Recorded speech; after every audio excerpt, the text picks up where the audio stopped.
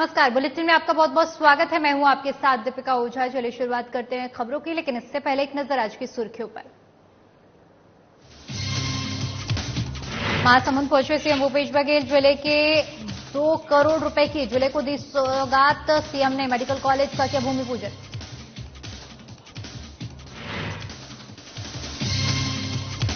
बालाघाट में बीजेपी कार्यकर्ताओं का सम्मेलन का हुआ आयोजन। गौरीशंकर बिश्नोई ने कार्यक्रम का किया संबोधित। पूर्व विधायक भगत नेताम को बीजेपी का चुना गया अपना प्रत्याशी। रायपुर में विधानसभा चुनाव की तैयारियां शुरू। 17 अगस्त से आवेदन की प्रक्रिया शुरू। विधायक अनीता योगेंद्र ने किया आवेदन।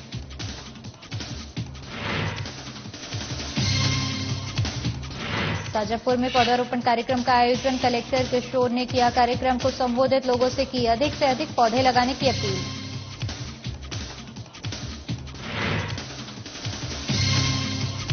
और सरायपाली में गायत्री परिवार का त्रैमासिक बैठक आयोजित। संगोष्ठी में शामिल हुए 5 जिलों के गायत्री परिवार जन कल्याणकारी योजनाओं को लेकर की गई चर्चा।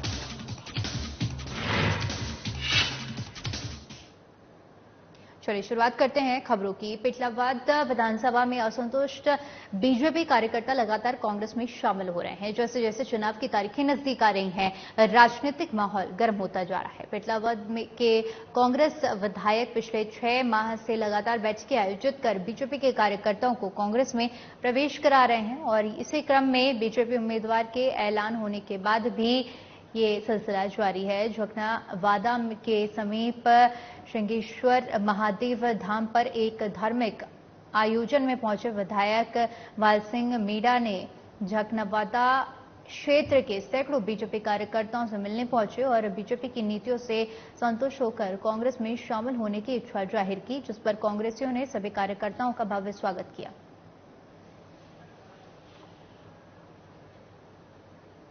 बालाघाट में 20 अगस्त को देश के पूर्व प्रधानमंत्री, भारत रत्न और सूचना क्रांति के जनक राजीव गांधी की जन्म जयंती पर शहर कांग्रेस कमेटी ने उन्हें याद कर दिव्यांग बच्चों के साथ उनकी प्रतिमा पर सूत के धागे से माल्यार्पण कर उन्हें नमन किया और छात्रावास के बच्चों को उनके साथ केक काटा गया और बच्चों को स्वप्नपाल हार भी करवाया गया। इसके साथ ही साथ आयोजित कार्यक्रम में शहर कांग्रेस कमेटी अध्यक्ष श्याम पंचवानी ने कहा कि आज राजीव गांधी की जयंती सद्भावना दिवस के रूप में मनाई जा रही है। इस अवसर पर कांग्रेस जनों ने देश के पूर्व प्रधानमंत्री राजीव गांधी द्वारा देशहित में किए गए कार्यों को याद किया। साथ ही साथ कांग्रेस संगठन को लेकर उनके योगदान का भी स्मरण किया। जी के आज जन्मदिन के अवसर पर पूरी कांग्रेस की हमारी पार्टी द्वारा, हमारे कांग्रेस के कार्यकर्ताओं और नेताओं द्वारा आज CNWS छात्रावास में मूक बधिर बच्चों के साथ उनका जन्मदिन मनाया गया। निश्चित तौर पर आज का जन्मदिन मनाने का हमारा मेन जो उद्देश्य था वो राजीव जी को याद कराना था और इन बच्चों के साथ खुशियां मनाने का एक मौका हमें मिला। तो आज जो इस जन्मदिन के अवसर पर हम सभी लोग यहाँ पर उपस्थित हैं, बच्चों के साथ हमने जन्मदिन मनाया।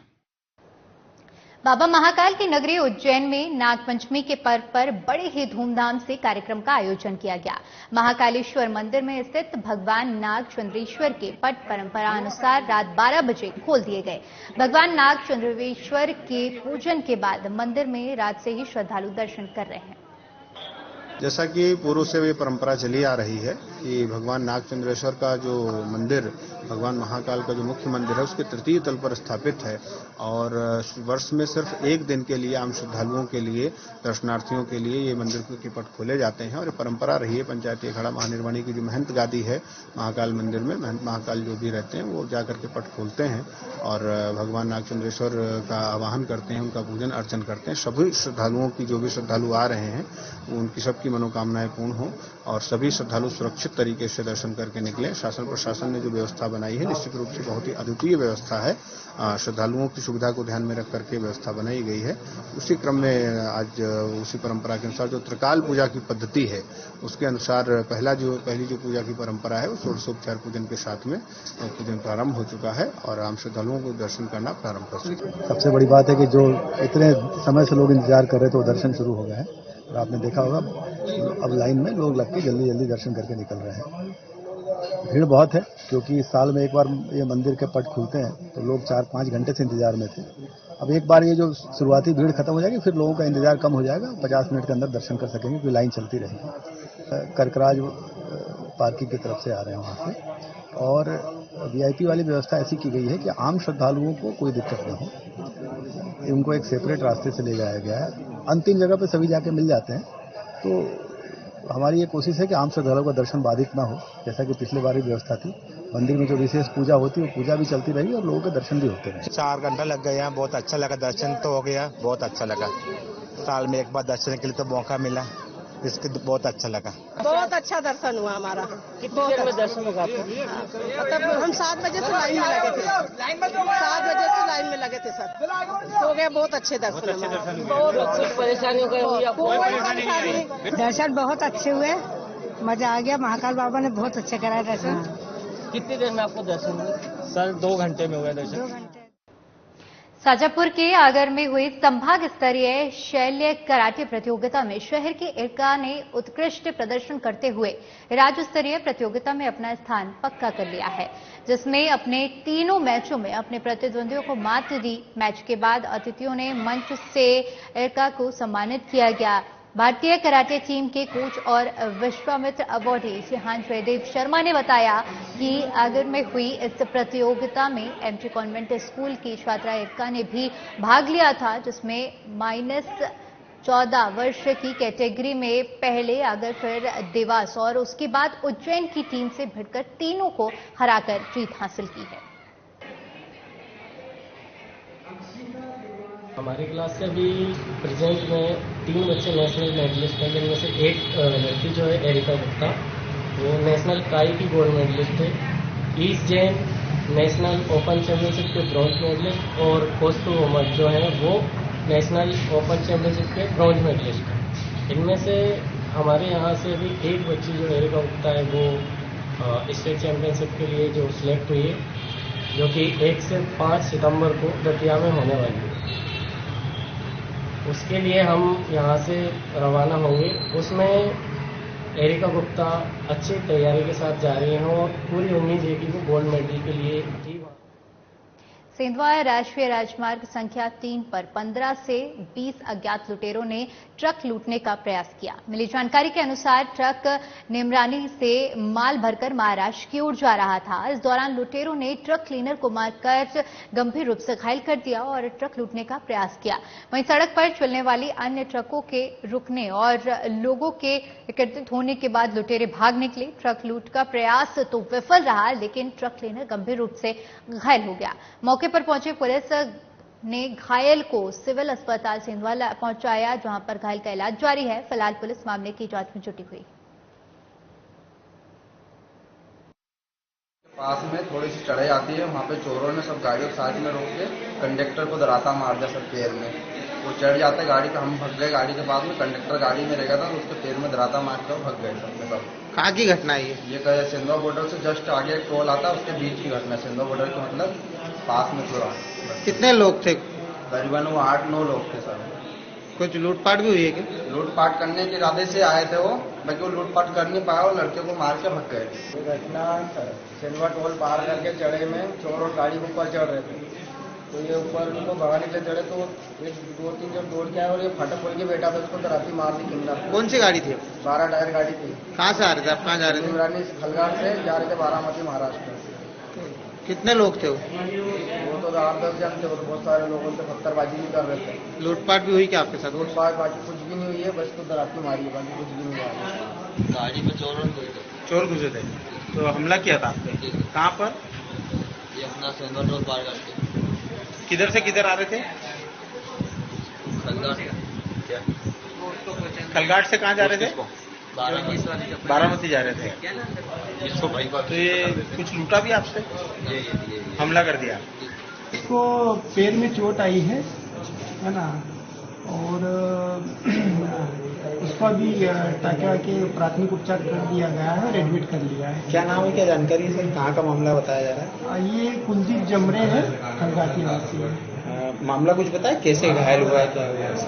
अभी इस संबंध में पूरी जानकारी तो पता नहीं चली है। मरीज की स्थिति क्या है सर? मरीज की स्थिति अभी एडमिट कर लिया है और आगे उसकी जांच वाच करवाएंगे, पेट का एक्सरे वगैरह करवाएंगे। क्रिटिकल इंजरीज वो एक्सरे के बाद ही बता पाएगा। एक घायल को लेके आए हैं और तो सरकारी अस्पताल में इलाज जारी है उसका, जैसे उससे बातचीत करके। ट्रक को लूट का प्रयास किया था क्या, कुछ जानकारी? ऐसी कोई जानकारी नहीं है। ऐसी कोई जानकारी नहीं। कहाँ मिला था ये घायल आपको? ये घायल वहाँ पे एबी रोड पे मिला है, जामली के पास में। क्या ट्रक ड्राइवर है, क्लीनर है? क्लीनर है। क्लीनर है, ठीक है। किस चीज से हमला हुआ है, कोई कुछ जानकारी मिली? डराती का बता सुनने में आया है। जांच करेंगे, जांच करके जो भी स्थिति होगी। सीहोर में आज नागपंचमी के अवसर पर सभी शिवालयों पर शिव भक्तों की भारी भीड़ देखने को मिल रही है। मंदिरों में पूजा अर्चना का दौर जारी है। जल कीर्तन का आयोजन भी किया जा रहा है। शहर में नागपंचमी पर नाग देवता के भी दर्शन हो रहे हैं।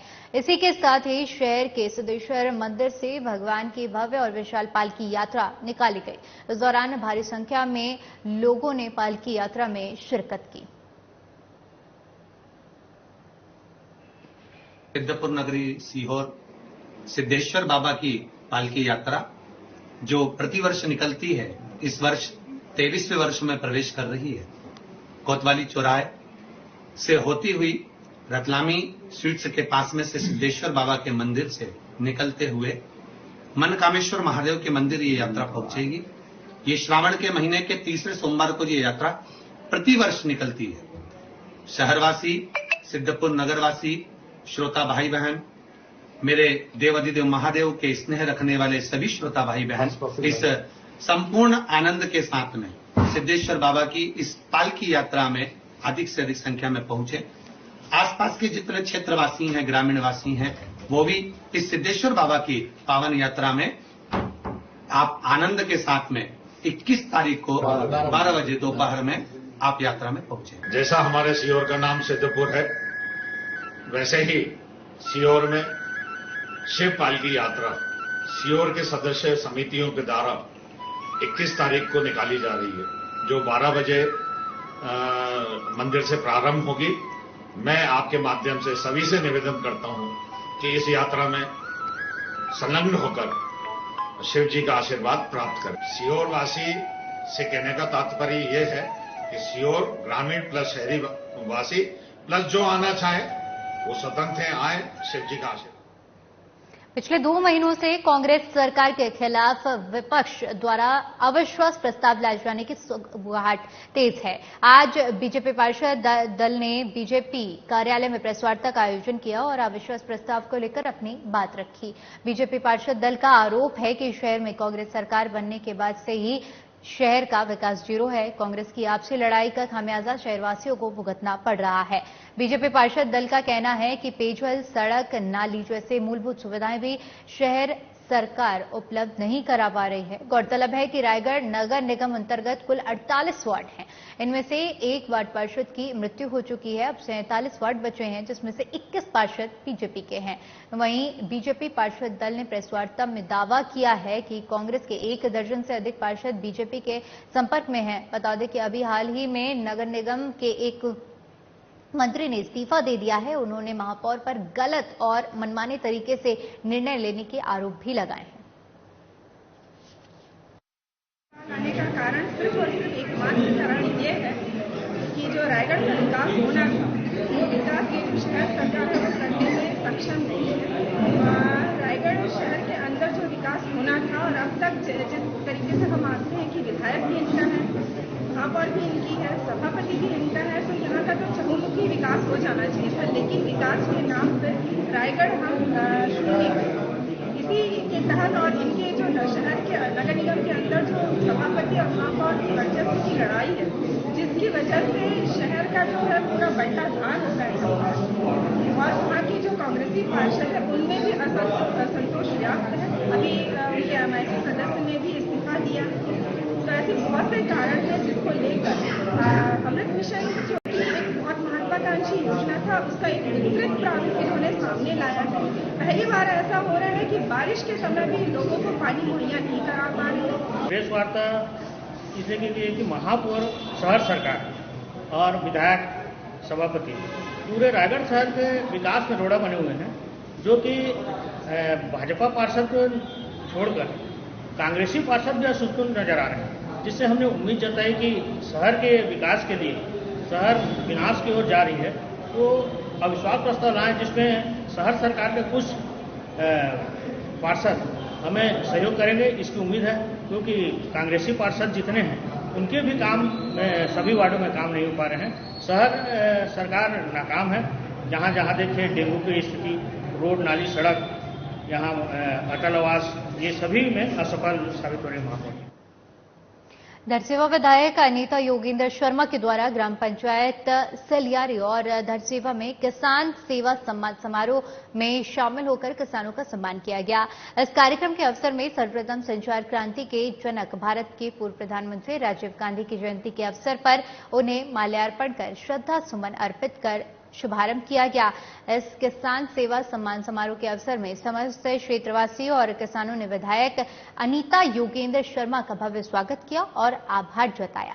किसानों के सम्मान के अवसर पर विधायक अनीता योगेंद्र शर्मा ने कहा कि हमारी सरकार के द्वारा लगातार किसानों को योजनाओं के माध्यम से उन्हें पैसा देने का काम किया है, जिससे आज पूरे देश भर में छत्तीसगढ़ के किसान सबसे समृद्ध और खुशहाल है और यह सब संभव हुआ है हमारी सरकार के किसानों का कर्ज माफी और धान के समर्थन मूल्य और बोनस देने से प्रदेश के किसान आर्थिक रूप से मजबूत हुए हैं।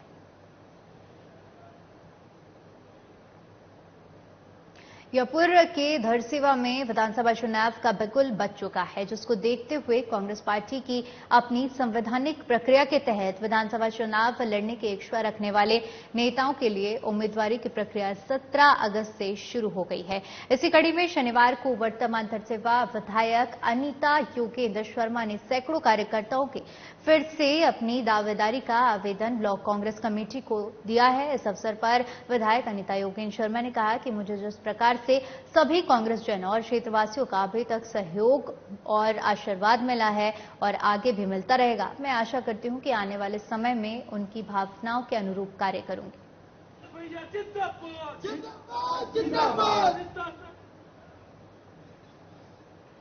सरायपाली ब्लॉक के ग्राम पंचायत सेघोड़ा में स्थित माता रुद्रेश्वरी के मंदिर प्रांगण में गायत्री परिवार की उप जोन स्तरीय त्रैमासिक बैठक आयोजित की गई, जिसमें 5 जिलों के गायत्री परिवार के प्रमुख पदाधिकारी और सदस्य शामिल हुए। रायपुर, महासमुंद, गरियाबंद, बलौदा बाजार और धमतरी जिले के गायत्री परिवार के पदाधिकारियों और प्रमुख लोगों ने अपनी उपस्थिति देते हुए गायत्री परिवार द्वारा किए जा रहे कार्य, जन कल्याणकारी योजनाएं और आने वाले समय में होने वाले कार्य की कार्य योजना के संबंध में विस्तार से जानकारी दी और बताया कि गायत्री परिवार हमेशा जनसेवा और लोगों के जन कल्याण के बारे में सोचता है।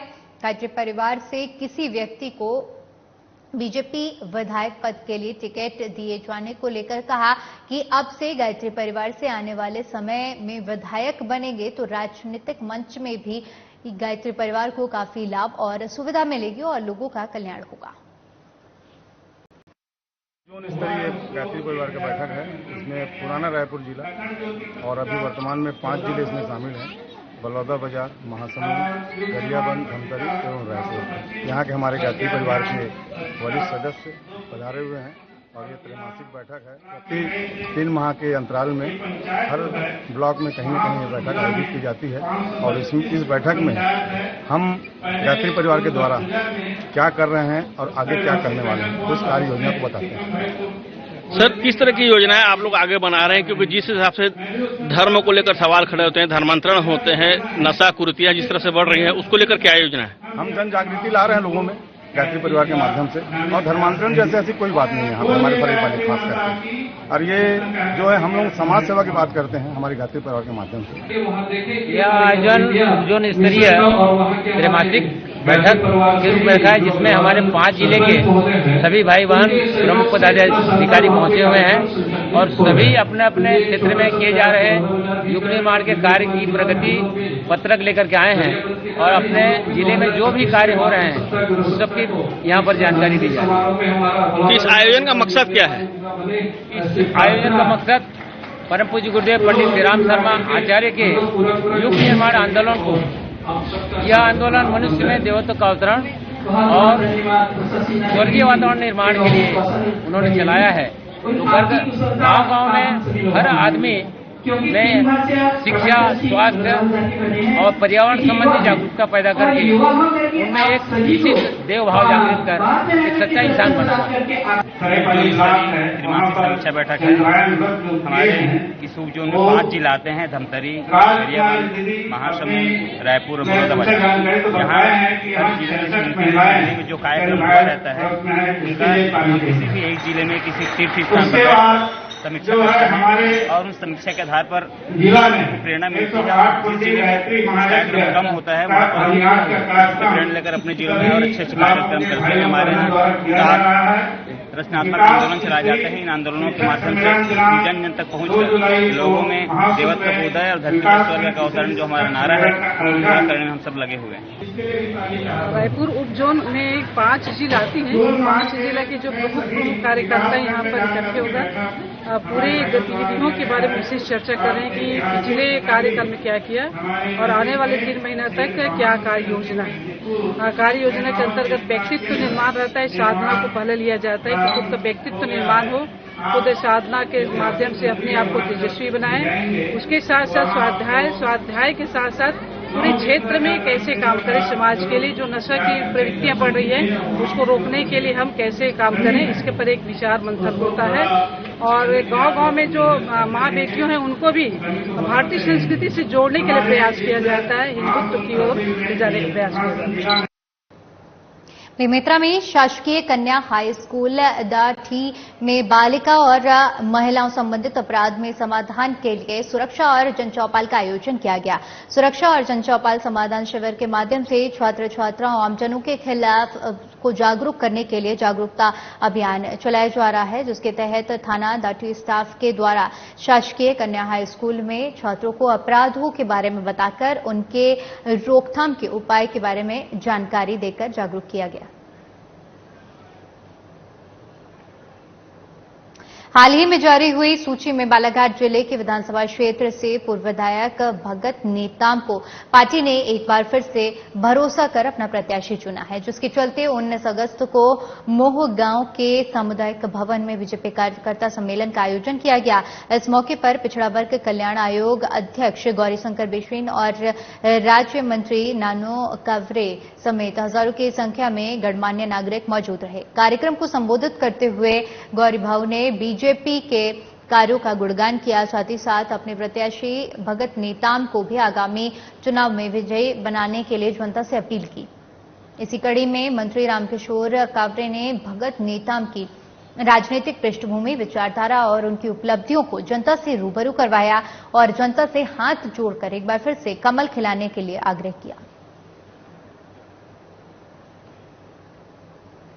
शाजापुर में अंकुर अभियान के तहत वृहद पौधारोपण कार्यक्रम का आयोजन किया गया। इस दौरान पुलिस प्रशासन, गणमान्य नागरिक, मीडिया प्रतिनिधियों, अधिकारी, कर्मचारी, सामाजिक संगठनों के पदाधिकारियों ने विभिन्न प्रजातियों के 300 से अधिक पौधों का रोपण किया। कार्यक्रम को संबोधित करते हुए कलेक्टर किशोर कन्याल ने लोगों से कहा कि वे अधिक से अधिक पौधों का रोपण करें और अपने परिवार के सदस्यों से भी पौधारोपण करवाएं। हॉर्टिकल्चर की नर्सरी है, उसके पास में जो जमीन उपलब्ध थी वहाँ पर अमरूद का बगीचा का पौधारोपण किया। आपने देखा कि लगभग 300 लोगों ने यहाँ पे पौधारोपण एक साथ किया है और जिसमें जिला प्रशासन, पुलिस प्रशासन, हमारे पत्रकार सोसाइटी की कई धर्मों के लोग यहाँ पे उपस्थित हुए और एक सद्भावना को प्रतीक मानते हुए, क्योंकि सभी लोगों ने 14 अगस्त को जो त्रिरंगा यात्रा निकाली थी, 15 अगस्त को हमारे में बढ़ चुके पार्टिसिपेट किया था, तो उनके एक सम्मान में भी था और हमारे एसपी साहब को जो राष्ट्रपति पुरस्कार मिला है उसके भी सम्मान में हमने एक पार्टी उसकी थी। तो उस पर हमने जो यहाँ के अच्छे भुट्टे अमृत स्वाद लिया और अभी हमने एक मालवा स्पेशल व्यंजन में ट्राई करते। तो मुझे लगता है कि काम के साथ साथ एक अच्छा भोजन की व्यवस्था की गई है और सभी लोग उसको एंजॉय कर रहे हैं। सबसे बड़ी चीज है कि ये आज का दिन बड़ा ऐतिहासिक इसलिए रहेगा कि जो अमरूद का बगीचा है जिसमें 4 प्रकार की वैरायटी के अमरूद हम सभी लोगों ने लगाए हैं। आप उम्मीद कीजिए कि आज से 6 महीने के बाद जब वो फल देने शुरू कर देंगे, उसमें काफी ऐसी हाइब्रिड है जो 6 महीने में फल देंगे। सागर जिले के गांव सहजपुर शासकीय उच्चतर माध्यमिक विद्यालय में शिक्षिका द्वारा 9वीं की एक छात्रा को पीटने का मामला सामने आया है। शिक्षिका की डांट और पीटने से छात्रा सदमे में आ गई है, जिसे पहले इलाज के लिए जिला अस्पताल सागर रेफर किया गया। परिस्थिति में सुधार नहीं होने के बाद उसे जबलपुर भेजा गया है। परिजनों ने इस मामले में हुई लापरवाही पर स्कूल के खिलाफ कार्रवाई की मांग उठाई है। स्कूल आई, फिर वो 15 अगस्त की जो उनके लाने फीस मिली थी, फीस बोलेगी, वो मैडम ने उनको दी नहीं, तो इस कारण से मैडम ने उनको मार दिया, तो वो बेहोश हो गए। बच्ची कहाँ है अभी? जबलपुर। कक्षा 9वीं में अध्ययनरत छात्रा दुर्गा लोधी, जिसने 15 अगस्त को कार्यक्रम में भाग लिया था, उसको ग्रामीणों, जो उपस्थित ग्रामीणों ने उसे राशि, प्रोत्साहन राशि दी थी इनाम में, तो वो 5। चलिए फिलहाल के लिए इस बुलेटिन में इतना ही। बाकी तमाम बड़ी खबरों के लिए बने रहिए हमारे साथ। नमस्कार।